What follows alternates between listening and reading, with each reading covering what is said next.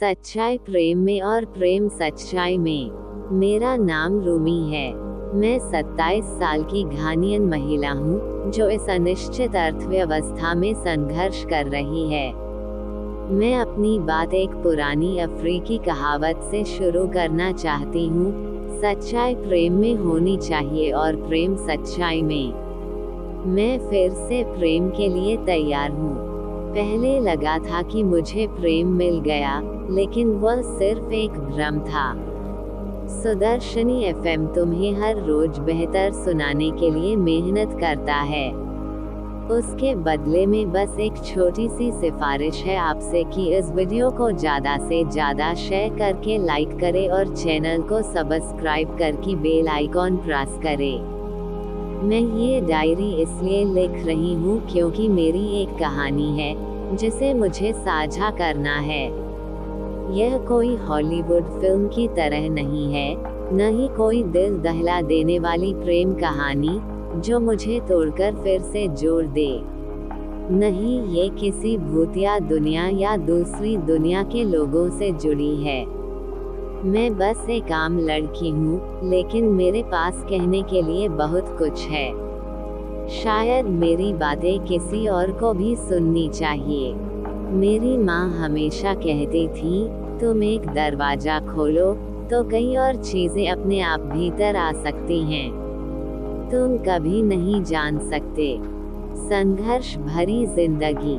मेरे देश में नौकरी पाना बहुत मुश्किल है। मैं पेशे से एक हेयर ड्रेसर और स्टाइलिस्ट हूँ, लेकिन कोविड-19 के कारण मेरी पिछली नौकरी चली गई। हाल ही में मुझे एक वियतनामी रेस्तरां में वेट्रेस की नौकरी मिली है। रोज 10 घंटे काम, हफ्ते में 5 दिन और वेतन सिर्फ 6,150 महीना। ये बहुत कम है। मैं अगर अपने हेयर ड्रेसिंग के औजार खरीद पाती तो एक वीकेंड में ही इतनी कमाई कर लेती। इसके अलावा मेरे देश में अब भी औरतों के प्रति बहुत भेदभाव है। कई पुरुष महिलाओं का सम्मान नहीं करते। कई बार तो नौकरी बचाने के लिए महिलाओं से अनुचित मांगे की जाती हैं। लेकिन मेरा देश सिर्फ इन समस्याओं से नहीं बना है। यह एक समृद्ध संस्कृति से भरा है। मेरी माँ ने मुझे हमेशा आत्मसम्मान सिखाया। उन्होंने मुझे ये बातें सिखाईं। अगर तुम मुझे चोट पहुँचाओगे तो असल में खुद को चोट पहुँचा रहे हो। जो होना है वो होकर रहेगा। हर समस्या का हल होता है।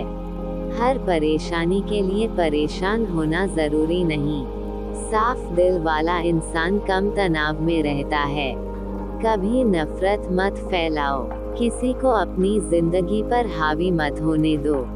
कभी कभी सबसे अच्छा जवाब होता है कोई जवाब न देना।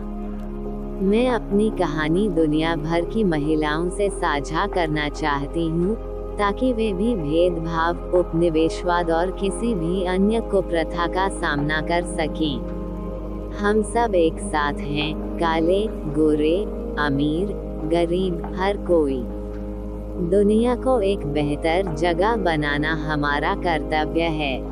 एक और व्यस्त दिन। आज घाना की राजधानी अक्रा में एक और गर्म, उमस भरी सुबह है। मैं अपने दिवंगत पिता के घर में रहती हूँ। सौभाग्य से मुझे किराया नहीं देना पड़ता, क्योंकि मेरे सौतेली माँ बिजली का बिल भरती हैं, पिता की वसीयत के अनुसार। मेरा कमरा छोटा और साधारण है। कुछ किताबें हैं, जिनमें से अधिकतर पुरानी हैं। इंटरनेट और पुरानी किताबों से ही मैं नई चीजें सीखती हूँ। मेरी माँ ने मुझे कई कहानियाँ और दंत कथाएं सुनाई, जो पश्चिमी दुनिया के लोगों के लिए सिर्फ मिथक हैं, लेकिन मेरे लिए वे जिंदा लगती थीं, कई बार असली दुनिया से भी ज्यादा वास्तविक। काम की दुनिया। मुझे काम के लिए एक रेस्तरां की वर्दी पहननी होती है। शेर की खाल जैसी बनावट वाला एक चमकीला परिधान, जो मेरे शरीर के कुछ हिस्सों को उभारता है। कुछ लोग इसे आकर्षक कहेंगे, तो कुछ इसे गलत भी कह सकते हैं। लेकिन मेरी माँ ने सिखाया था कि अगर कोई मेरे पहनावे से परेशानी महसूस करता है तो यह उसकी समस्या है, मेरी नहीं। सुबह 6 बजे का अलार्म बजा और मुझे उठना ही पड़ा। जल्दी से नहाई, थोड़ा चावल खाया और रेस्तरां की ओर निकल पड़ी। मेरे रेस्तरां का नाम द थरी बर्ड बार है। यह अक्रा के व्यस्त बाजार के पास स्थित है। यहाँ पास में ही घाना के महान योद्धा राजा टैकी तवाया की प्रतिमा है, जिनका शासन 40 वर्षों तक रहा था। वे एक परंपरावादी थे, लेकिन उन्होंने पुरानी और गलत परंपराओं को बदलने की हिम्मत दिखाई।